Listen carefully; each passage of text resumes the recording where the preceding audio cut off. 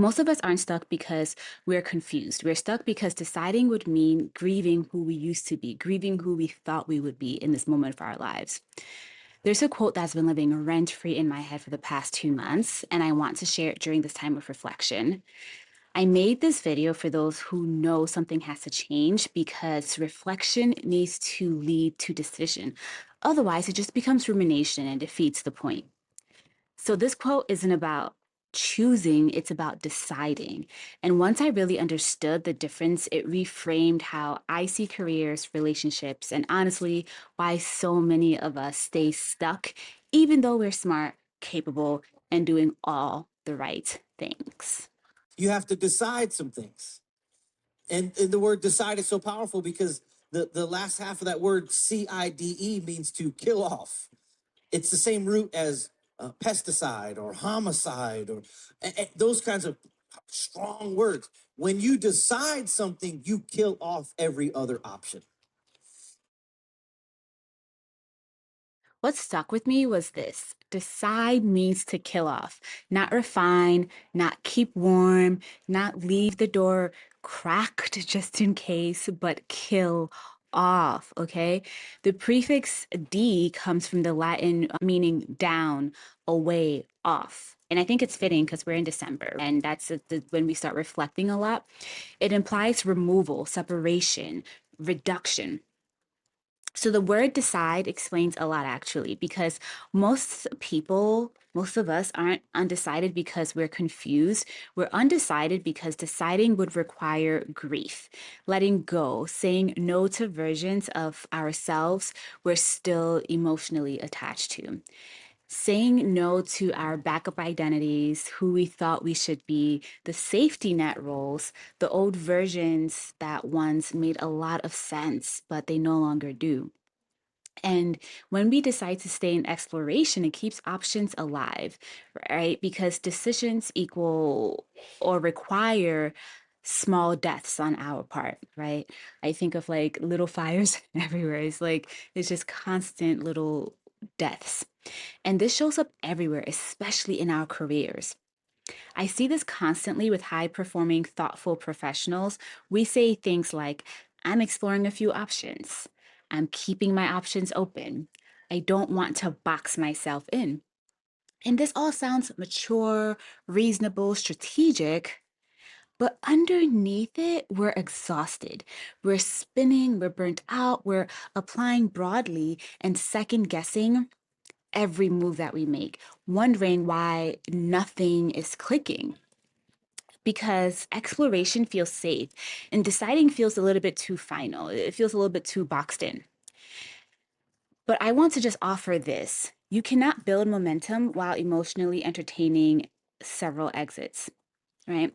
I've watched people shift everything the moment they decide, not when the perfect resume comes along, not when they learn one more skill, not when they watch one more video, listen to one more podcast, read one more book. And I'm very guilty of this. I'm reading myself right now.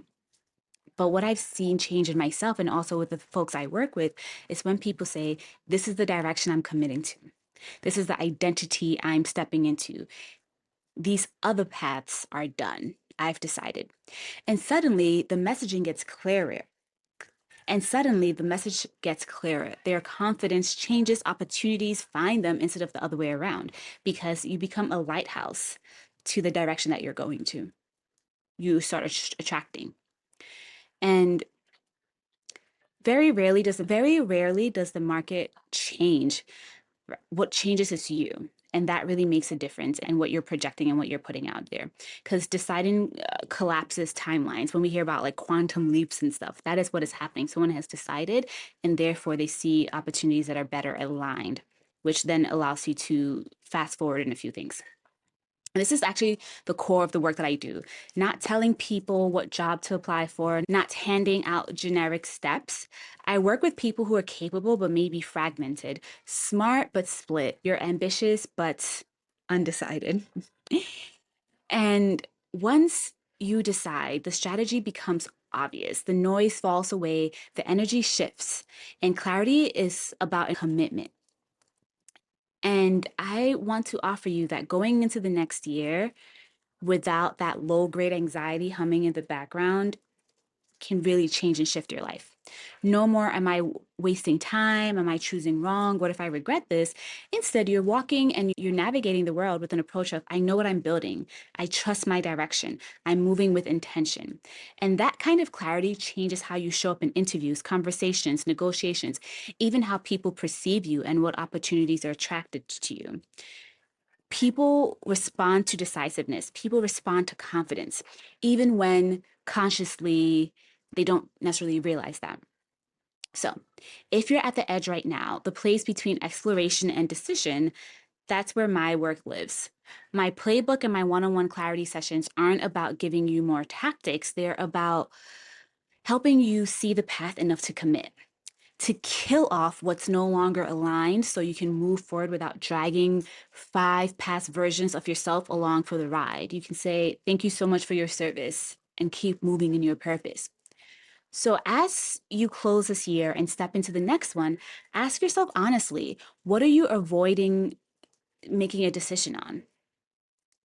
Because once you decide, truly decide, everything else becomes lighter, clearer, faster.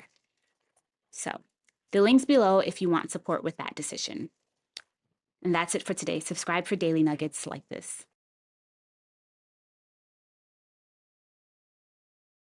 I saw my life branching out before me like a green fig tree.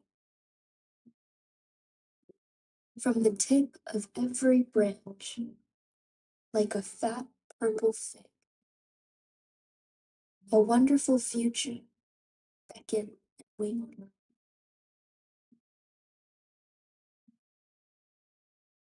One fig was a husband with a happy home and children.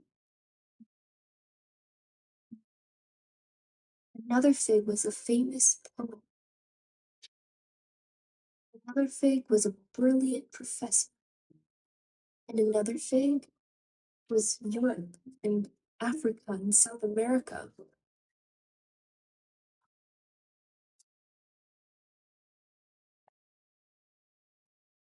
Beyond and above these figs were many more figs I couldn't quite make out. Saw myself sitting in the branch of this fig tree, starving to death, just because I couldn't make up my mind which of the figs to choose.